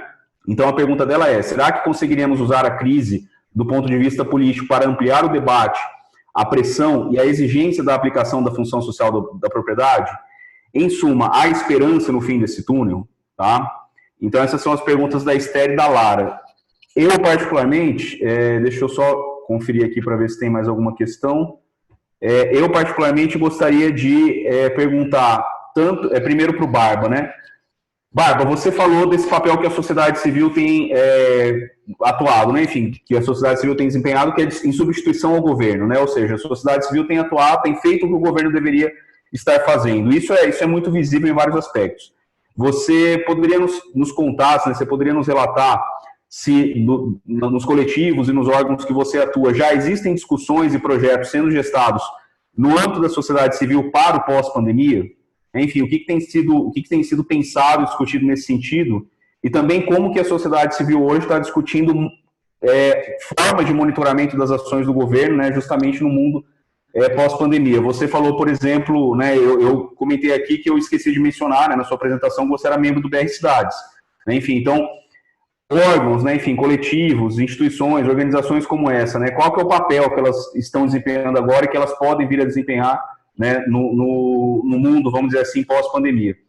E para a professora Lúcia, eu queria saber o seguinte, Lúcia, como eu falei, é uma pergunta que é meio semelhante com a pergunta da Lara, mas, enfim, a gente viu que durante a pandemia as remoções forçadas continuaram em todo o Brasil, né? Enfim, aqui no DF a gente tem vários exemplos, todos os dias praticamente, a gente vê remoções forçadas continuarem acontecendo. Um outro exemplo também que a gente poderia pensar é as operações policiais nas favelas do Rio de Janeiro aumentaram nesse período, né? Em relação, por exemplo, ao ano passado. Uma coisa, assim, completamente maluca é que em abril desse ano, já durante a pandemia, a Polícia Militar do Rio matou mais do que em abril do ano passado, né? Então, assim, esses exemplos, o que eles dizem para a gente sobre o Estado? Né? Enfim, a gente vive dizendo assim, o Estado é um órgão heterogêneo, o Estado não pode ser pensado como um bloco monolítico, porque tem disputa dentro do Estado. Todo mundo sabe disso, todo mundo está cansado de falar isso, né? Que o Estado não é um órgão que tem uma direção única de atuação e por aí vai. Beleza. Bom, se tudo isso, se o Estado é isso, se tem essas disputas internas e a gente está vendo a atuação do Estado nesse período da pandemia, o que isso diz para a gente sobre essas disputas internas e o que isso diz para a gente sobre o Estado? Né? E aí, assim, eu te pergunto também se você vê brechas possíveis, né, para que nós consigamos avançar nas pautas progressistas quando a gente tiver, entre aspas, passado, né, superado esse cenário da pandemia. Você falou, por exemplo, desse projeto do Paulo Teixeira. Será que essa é uma possível brecha? Porque, para mim, o grande desafio é como que a gente vai manter, né, na agenda pública os debates, por exemplo, as questões sobre a tributação das grandes fortunas, a renda básica de cidadania, por aí vai, né? Enfim, então as perguntas são essas. Acho que, enfim, eu vou, né, enfim, dar uns 7 minutos aí para cada um, não tem mais nenhuma questão, então eu vou, quando faltar 1 minuto, eu aviso vocês para concluir. Barba, pode falar então. Seu áudio, você está sem áudio, Barba, ativa o áudio aí para gente, por favor. Bom, Thiago, você me ajuda a lembrar. Primeiro eu vou lembrar, porque é difícil eu esquecer dela, né? E eu sou até suspeito a falar dela, que é sobre as casas terapêuticas. Elas estão recebendo, assim, eu fui internado 14 vezes, eu consegui, né, me tratar, o meu tratamento é um tratamento de sucesso. Eu comecei em 1990, minha primeira internação em casa de recuperação, e eu consegui ter sucesso em 2014, né? Foi a última que eu fiquei 1 ano e 8 meses. Eu sou fruto da política da abstinência. Mas há um debate muito grande que as pessoas elas preferem destruir uma política para construir a outra. E eu acho que as políticas têm que andar de mão dadas. A gente precisamos ajustar. Sobre as casas de recuperação, elas estão atendendo. Eu sou um cara, independente de eu ser fruto das casas de recuperação, se tem um cara que fiscaliza essa política em Brasília, sou eu. Porque eu quero uma política justa, daquela política que eu sou cria. Né? Então, a gente cobra hoje do governo, o governo ele tem... Eu estou falando das casas terapêuticas, viu, gente? Porque há muita discussão. Casa de recuperação, casa terapêutica, existe sim as diferenças. Eu falo em casa terapêutica porque são casas financiadas com dinheiro público. Quando tem o financiamento do dinheiro público, a gente tem que estar lá e tem que estar e cobrar, porque é uma política pública. Se o governo financiou, é uma política pública e essas políticas têm que ser cobradas. Então, eu sou um cara que cobro muito mesmo, cobro de falar assim, olha, nós vamos ter que acionar o Ministério Público. Barba, mas isso é fruto das casas. Não tem problema, eu quero saber que tem que caminhar. A primeira coisa que nós discutimos na pandemia agora seria como é que as casas terapêuticas iam receber essas pessoas, né? Precisa receber? Precisa.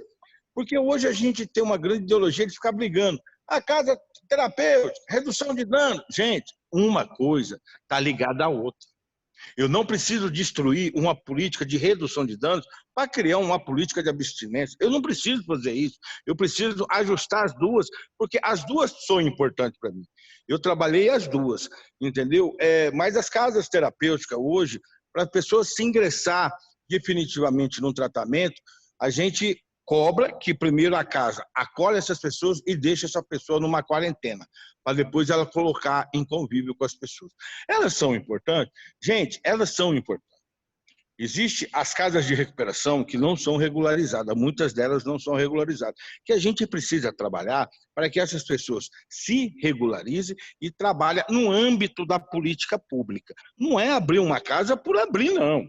Eu acho que existe ali uma política pública e essas casas têm que trabalhar dentro dessas políticas públicas. E a gente cobra por essas políticas públicas. Agora, se você falar para mim se dá resultado, eu costumo dizer para todo mundo, a mão da gente tem 5 dedos. Cada dedo é diferente um do outro. O que acontece? Existe uma política, para mim, que deu certo, que é a política da comunidade terapêutica, né? Que é a política da abstinência. Existe para outros amigos meus que já não deu certo, mas a redução de danos deu certo pro cara, entendeu? Eu tenho um amigo que eu admiro muito, Cleison, né, que é um defensor da saúde mental. Cara, eu gosto de sentar e debater com ele, porque eu admiro as pessoas que defendem aquela raiz daquilo que ele vem, entendeu? Ele defende muito a política da redução de danos, né? Mas eu não preciso criminalizar uma política para tirar a outra. Então, o que acontece hoje na discussão de âmbito nacional, a Lúcia Lopes, eu acho que depois pode até, se ela está inteirada nisso, vir complementar. Existe uma briga lá de governo que é redução de danos, que é abstinência, que quem perde é a ponta. Por que eu falo isso, gente? Direito, a gente não se discute, a gente conversa. Direito é direito da pessoa escolher. Vou dar um exemplo. Eu estou saindo daqui, eu ali na rua, o cara, ô Barba, faz favor, fala, irmão. Porra, Barba, eu queria que você arrumasse uma casa de recuperação para mim. Ué, irmão, mas é isso mesmo que você quer? Uma casa de recuperação? Gente, é um direito da pessoa. Barba, eu queria que você me encaminhasse para um CAPS. Legal. Então, a gente tem, né, essa dinâmica. E a gente está fiscalizando, sim. A gente tem uma grande preocupação. A gente está direto conversando com o CONEM, que é o que fiscaliza, né? Porque precisa ter essa quarentena. Tiago, qual que era a segunda pergunta aí? O Barba, a questão era relativa a se você vê a possibilidade de alguma política duradoura saindo dessa crise, né? Se com essa crise a gente vai ser capaz de pensar em alguma política mais permanente para a população em situação de rua. Eu sou muito bem claro, viu, gente? E tudo que hoje eu tenho um programa de TV, a gente acaba sendo um formador de opinião. Então, a opinião que a gente dá, às vezes, ela tem um burburinho lá na frente. Eu não vejo, gente, desculpa.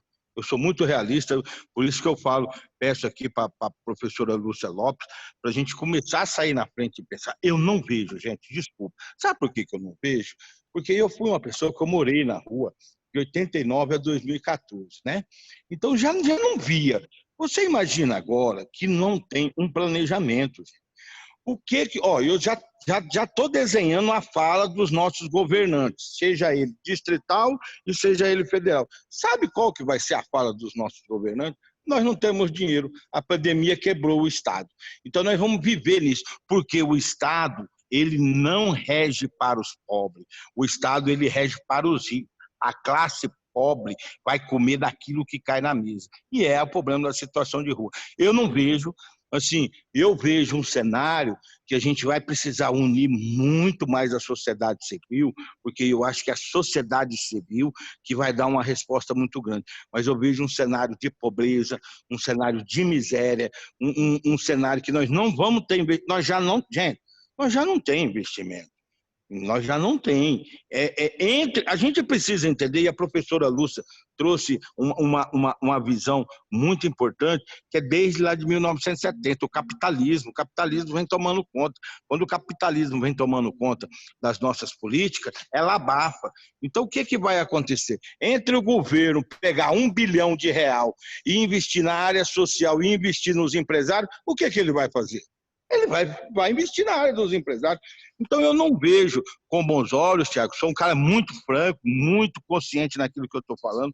Eu vejo um estado que eu estou me preparando para viver um estado de pobreza como eu nunca vi, e tentando desenhar. E a pergunta emendando aí, eu tenho um coletivo, né? Eu tenho um coletivo chamado Barba na Rua, e hoje eu tenho uma rede de solidariedade do DF, né, Barba na Rua, e a gente, sim, estamos pensando. A gente estamos tanto pensando que a gente tirou essas 6 famílias da rua, colocamos elas na casa dela e vamos dar comida. Mas só a comida resolve? Não. A gente precisa descobrir um meio, como é que essas pessoas vão fazer para quê? Para ter acesso ao dinheiro. Porque elas precisam pagar água, luz, comprar leite. Então a gente está começando, eu estou começando com máquina de costura. Eu preciso ensinar essa família a costurar máscara, costurar avental, costurar pano de prato. Mas só ensinar elas a costurar, capacitar elas. Não, está errado. Eu vejo o governo capacitando 1001 gente. Gente, política tem que trabalhar política entrelaçada, uma política com a outra. Você tem que capacitar essas pessoas a fazer isso.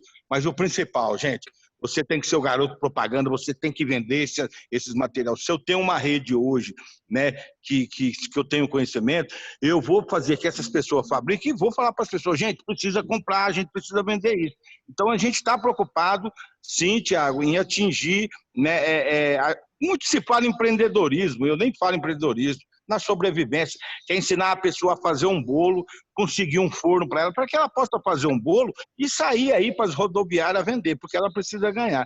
Em último, Tiago, eu sou muito grato em fazer parte do BR Cidades, já tem uns 4, 5 anos, graças a Deus, o BR Cidade está me acolhendo eu lá, e a gente tem discutido políticas sobre moradia, sobre ocupação habitacional. Então, o BR Cidade tem abrido essas portas e a gente tem um respeito, eu particularmente, tenho um respeito e um carinho muito grande pelo BR Cidade, pelas pessoas que ali compõem o BR Cidade, entendeu? Por quê? Porque tem ouvido a gente, tem ouvido a nossa voz e tem levado a gente para as reuniões para debater. É isso que eu acho importante. Beleza, Barba. Ô, Lúcia, deixa eu só falar o seguinte, apareceu mais uma pergunta aqui, eu vou falar rapidão, é para vocês dois. Aí eu vou dar 2 minutinhos para o Barba responder e depois eu já te passo para você fazer a sua fala mais à vontade, tá? Então, Barba, é o seguinte, ó, a professora Marisa, tá? A professora Marisa von Bülow, que é a nossa colega aqui do Instituto de Ciência Política, ela quer saber tanto de você quanto da professora Lúcia qual tem sido o papel da Câmara Legislativa do DF nesse processo, tá? Especificamente agora no contexto da pandemia, quais são os canais de diálogo e com quais deputados ou deputadas? Quais deputados ou deputadas e partidos políticos são procurados para tentar exercer pressão e melhorar, né, enfim, as políticas para a população em situação de rua. Então, você tem 2 minutinhos para responder essa pergunta e depois a gente passa para a professora Lúcia.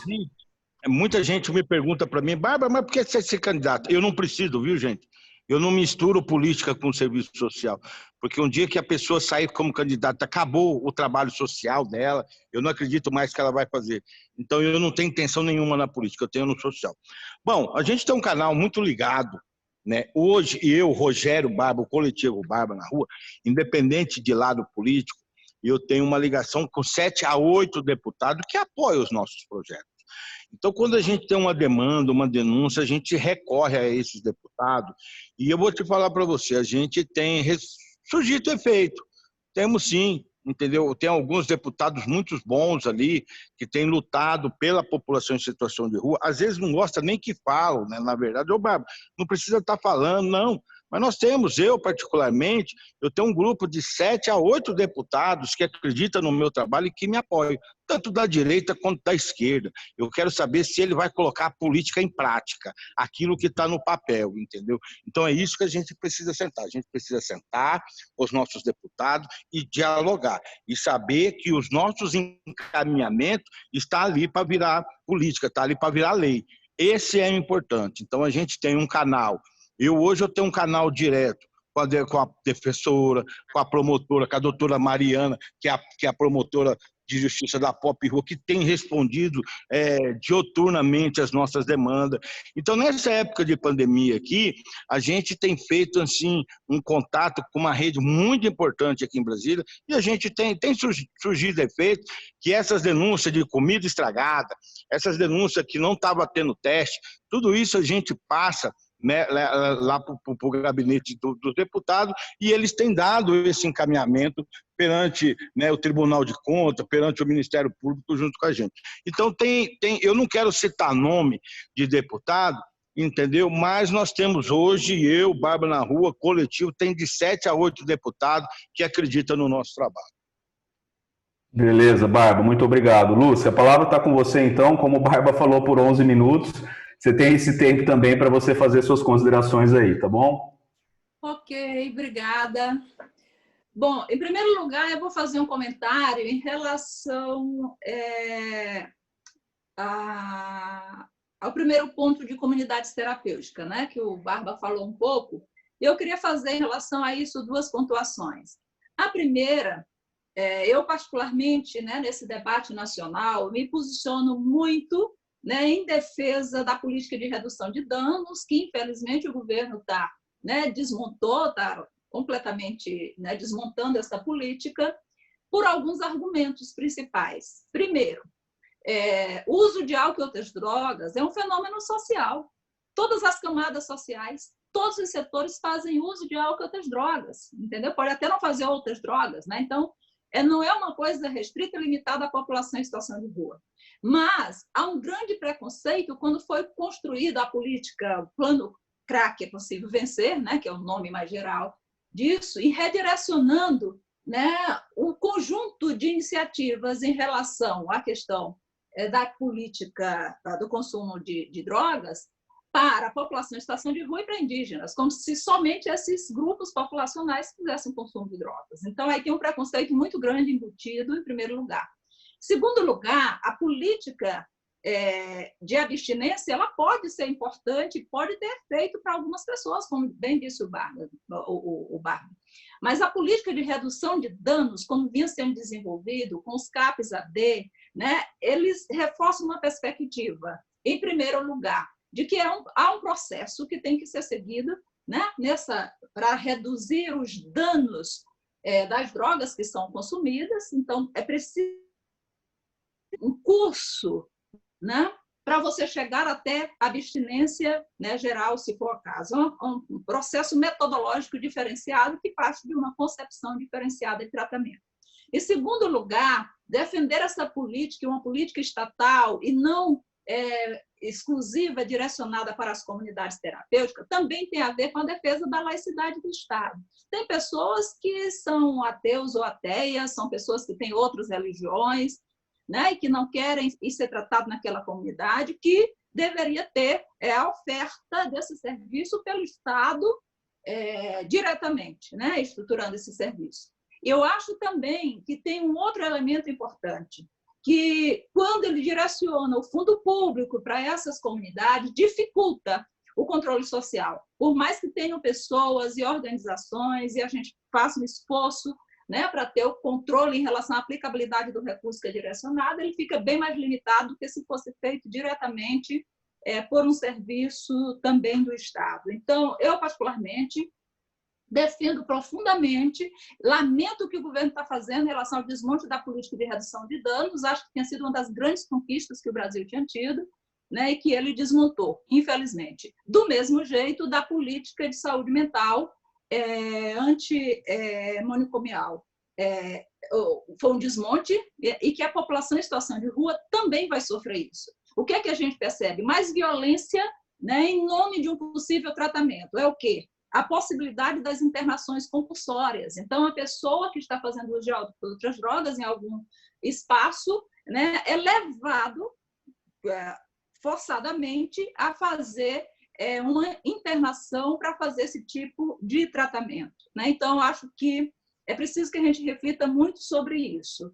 O segundo ponto que a partir das falas que vocês apresentaram, existe alguma perspectiva de políticas duradouras nesse momento? Olha, eu não vejo que esteja sendo sendo debatida qualquer estratégia nesse momento mais consistente, mas nos cabe pautar isso e pegar algumas experiências importantes e tentar trazer para os espaços que são tem apoiado a luta da população em situação de rua. Nós temos, por exemplo, como o Barba citou aqui, tem defensorias públicas aqui em vários lugares do Brasil que apoiam imensamente o trabalho da população em situação de rua. O Ministério Público aqui também tem iniciativas importantes, está inclusive tentando desenvolver, no caso do DF, um protocolo de ajuste de conduta em relação as casas de acolhida, né, em relação a outros serviços que o GDF presta, e do mesmo jeito isso também existe o Ministério Público atuando em algumas outras cidades, com peso também bastante significativo, que a gente pode usar essas experiências, né? A Defensoria dos Estados tem uma entidade nacional, elas estão organizando um trabalho, inclusive me convidaram, né, para ajudar a assessorar, que possa ter uma repercussão, né, mais geral em relação aos efeitos das políticas públicas hoje gerais, como de saúde, como a de assistência social, para a população em situação de rua. Então, em fevereiro, eu conversei com um grupo dessas pessoas, mas a pandemia interrompeu, a gente ainda não teve condições de retomar, o que eu acho que também é estratégico. Então, o que a gente pode pegar de experiência? Por exemplo, nesse momento, em relação à política de hotéis, eu acho que de tudo que eu vi no Brasil, do que está acontecendo, contraditoriamente, uma das experiências melhores com a relação de hotel está sendo do Rio de Janeiro. Porque o Rio de Janeiro fez o seguinte, ele contratou um hotel, na realidade, ele lançou um hotel que é exclusivo para a população em situação de rua, que chama Cruz de Ouro. E esse projeto ele não prevê a suspensão logo depois da pandemia. Na realidade, ele pode ter uma continuidade maior e ele tem 100 vagas, né? E para as pessoas irem para lá, são pessoas que já estavam em outras casas de acolhida, em abrigos e tal, não para ir para este hotel. E a ideia é fazer a combinação disso, né, com alguns projetos de geração de renda, né? Então, eles estão estudando as possibilidades disso. E eu acho isso um passo importante, né? Um passo que não se encerra aí, mas que precisa ter uma articulação com a retomada de programas de moradia habitacional popular. E aí, como fazer? Bom, uma coisa eu acho que além de buscar as defensorias, além de buscar o Ministério Público, que a ação de São Paulo, por exemplo, São Paulo, no dia 1º de maio, teve que aprovar uma lei por conta da força da pressão da sociedade que garantia o uso de hotéis. Tá? No dia 1º de maio eu tenho aqui o decreto que foi aprovado, foi a partir de uma pressão social, e o Ministério Público teve um papel decisivo nisso, dizer, olha, não tem vaga suficiente para garantir o acolhimento de pessoas, vocês têm que colocar hotel, e ele foi obrigado a fazer isso, e aí o Bruno Covas, né, terminou sancionando a lei que passou rapidamente ali pela Câmara. Eu acho que a gente tem que buscar articulação também dos espaços como as câmaras federal e distrital, no caso do GDF. Na Câmara Federal tem uma frente, o Barba sabe disso, uma frente de parlamentar que foi instituída no ano passado, né, de defesa de interesse da população em situação de rua. Terminou que não teve uma atuação muito forte. Eu estava falando esses dias, ontem, antes de ontem, com o Samuel, com algumas pessoas que são no movimento nacional, com relação à necessidade de a gente retomar a articulação com esses parlamentares para tentar ver se consegue incluir na pauta, né, nessa pauta emergencial, a necessidade de traçar políticas mais efetivas, tornando obrigatório algumas coisas, como os restaurantes, como a questão habitacional, né, que eu acho que talvez a gente tenha que criar esse movimento de pressão, porque por iniciativa própria eles não vão ter, tá, de jeito nenhum. E aí é dizer o seguinte, eles vão argumentar que não tem dinheiro? Vão. Nós temos que argumentar o seguinte, o Estado pode não ter dinheiro para destinar isso porque não é prioridade, mas ele destinou 1,2 bilhões para o sistema financeiro. O Banco Central divulgou isso agora, na pandemia. Tá? Ele perdoou a dívida do agronegócio, que significa 40 bilhões de reais. Ele criou um órgão que está funcionando agora para perdoar todas as infrações e multas ambientais. Isso significa em torno de 50 bilhões de reais. E só destinou 10 bilhões para as ações de saúde e assistência. Mas nós temos que fazer a denúncia disso, que o governo tem trilhão e 500 bilhões de dívida pública. Então, cobrar dessas pessoas que estão devendo, né, para o Estado. Quem estão? Os grandes devedores. Nós temos, por exemplo, aí a JBS com uma dívida imensa. Tem vários bancos, aqui mesmo no GDF, tem vários órgãos que são devedores, né? Então, assim, da União, e são devedores da Previdência e tal, então acho que tem que cobrar a dívida ativa. Segundo ponto que foi bem colocado, nós temos desde 1988 a necessidade, está posta ali na Constituição, a taxação das grandes fortunas. Então, nós temos que pressionar, e eu sei que tem alguns parlamentares que, nesse momento, têm pautado, alguns parlamentares de oposição, a importância da taxação de grandes fortunas. Vai ser fácil? Não, não vai ser uma luta fácil. É muito difícil. Nós estamos vivendo um momento que, aí já entrando numa outra pergunta, muito caracterizado por uma crise que se reflete em 3 dimensões, no caso do Brasil. Na dimensão econômica, né? E aí a pandemia ajuda a agravar essa crise, porque a suspensão da produção, a suspensão do comércio, né? Temporário, mesmo que não seja na totalidade, ele gera desemprego, né? Gera situações complexas, né? E isso é uma dimensão da crise. Nós temos uma crise que se reflete do ponto de vista sanitário. E por quê? Porque as características da doença, né, o desconhecimento sobre o vírus, desconhecimento ainda de vacinas, de meios de prevenção, né, e de cura, associada à incapacidade do sistema de saúde, gera esta crise sanitária e temos uma crise política no país. Né? Porque marcado por um governo extremamente autoritário, conservador, que está aproveitando a pandemia para levar à frente projetos que ameaçam a democracia e que ameaçam também, sem dúvida alguma, as políticas que existiam. Então, é um governo que está destruindo parte daquilo que a gente já tinha conquistado. Então, é uma situação muito adversa? É muito adversa.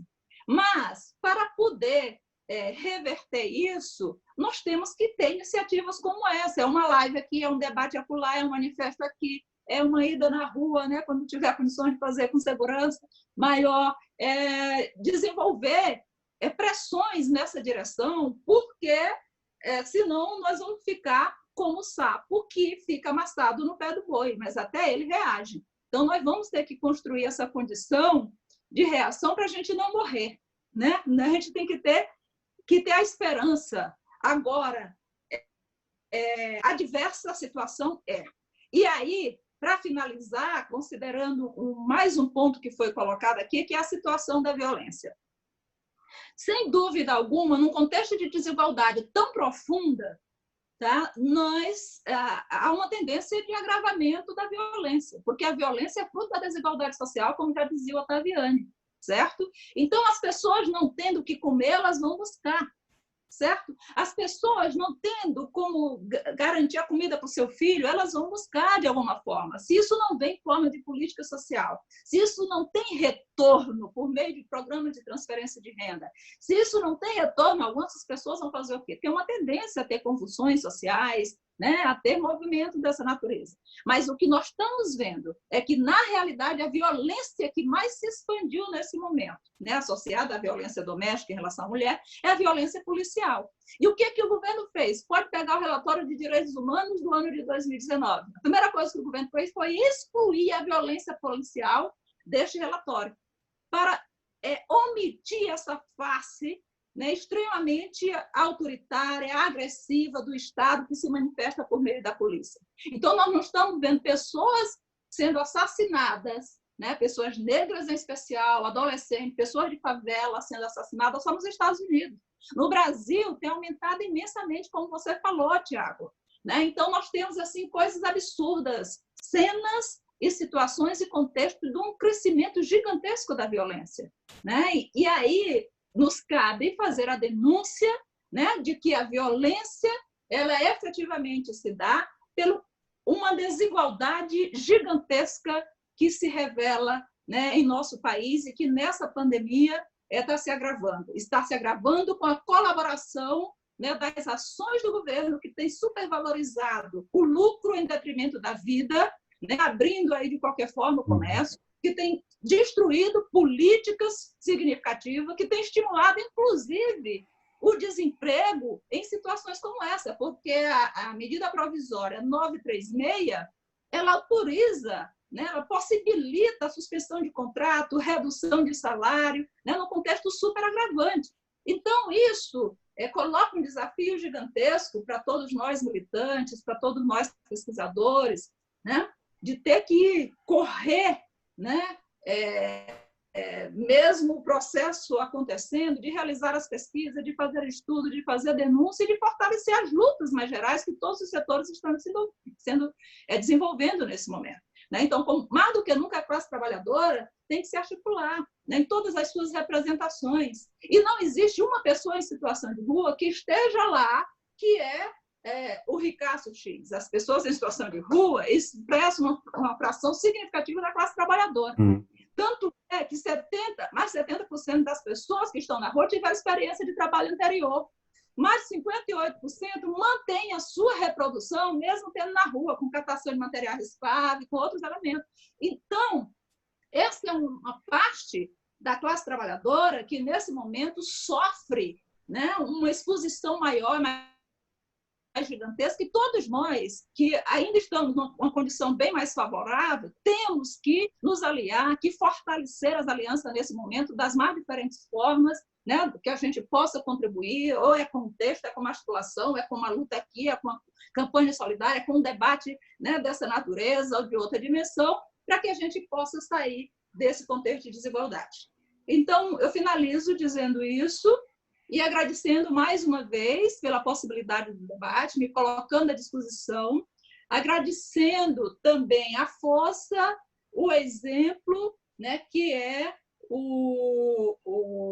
a existência do Barba, né, e, ao mesmo tempo, também do Movimento Nacional de População em Situação de Rua, em condições de muita adversidade, mas que está desenvolvendo articulações importantes nesse momento no Brasil inteiro, com iniciativas super significativas, mesmo pessoas que são acometidas, já tiveram pessoas acometidas pela Covid, que conseguiram se restabelecer, né? Inclusive que estão na direção do Movimento Nacional de População em Situação de Rua. Então, a força que vem dessas pessoas faz com que a gente acredite que há esperança, apesar de haver uma condição real, concreta, objetiva, adversa. Mas aqui é fazer, como disse o Gramsci, né? Manter o otimismo da vontade, apesar do pessimismo da razão, né? Do que a realidade apresenta. Então, é isso. Tá? Perfeito, Lúcia. Muito obrigado mesmo pela sua fala. Enfim, gente, eu gostaria de agradecer muito, mais uma vez, tanto a você, Lúcia, quanto ao Barba. Eu acho que você falou bem, né? O Barba é um grande exemplo. Enfim, é sempre muito bom estar nesses espaços com o Barba, porque a gente vê essa força, né, que vem da rua, que vem do povo, que vem da luta social. E ele é um grande exemplo disso, né, de uma pessoa que veio desse meio e que hoje está sendo extremamente importante para a gente dar continuidade a essas ações de mobilização num contexto extremamente diverso, como você mencionou. Então, enfim, agradeço profundamente a presença de vocês, a disposição em fazer o debate aqui com a gente. Barba, muito obrigado. Tá aqui na tela, né, para vocês verem, a gente tá colocando aqui para vocês verem os próximos debates que a gente vai ter. Eu quero só fazer o convite aqui já, né, na semana que vem, no dia 1º de julho, vai ter o debate Covid-19 e Opinião Pública, né, que faz parte desse ciclo de palestras, mas do ciclo internacional de debates, tá, que vai ser com o professor Frederico Bertolini, que é nosso colega aqui do IPOL, o professor Alejandro Natal do México, Alejandro Olivares do Chile e a Maria Laura Tagina da Argentina, com a mediação do professor Adriano Albala, também nosso colega aqui do IPOL. E na quinta-feira, no dia seguinte, no dia 2 de julho, tá, a gente tem o debate Eleições Municipais em Tempos de Pandemia, né, que é um tema, enfim, que está super em voga hoje, com a Aline Osório, do TSE, a Gabriela Hollenberg, da Abradep, e o professor Carlos Machado, que é nosso colega aqui também do Instituto de Ciência Política da UNB. Então, fica o convite aí para os nossos próximos eventos. Eu queria só lembrar, pedir desculpa rapidamente, né, para o pessoal, que a gente teve um problema com a gravação no Facebook, a gente não conseguiu transmitir o evento ao vivo, esse nosso evento aqui pelo Facebook, mas a gente vai subir a transmissão tanto no Facebook quanto no canal do YouTube do programa de pós, né? Fica o convite aí para todo mundo se inscrever também no canal do nosso programa de pós-graduação. Então, Lúcia, muito obrigado mais uma vez. Rogério, muito obrigado mais uma vez. Força para a gente e vamos continuar esse debate com certeza, tá bom? Muito obrigado. Professor, obrigado, eu que agradeço. Valeu, gente. Obrigado a todo mundo que acompanhou a gente aí, tá? Uma boa tarde, fiquem bem, se cuidem. Um abraço. Eu também.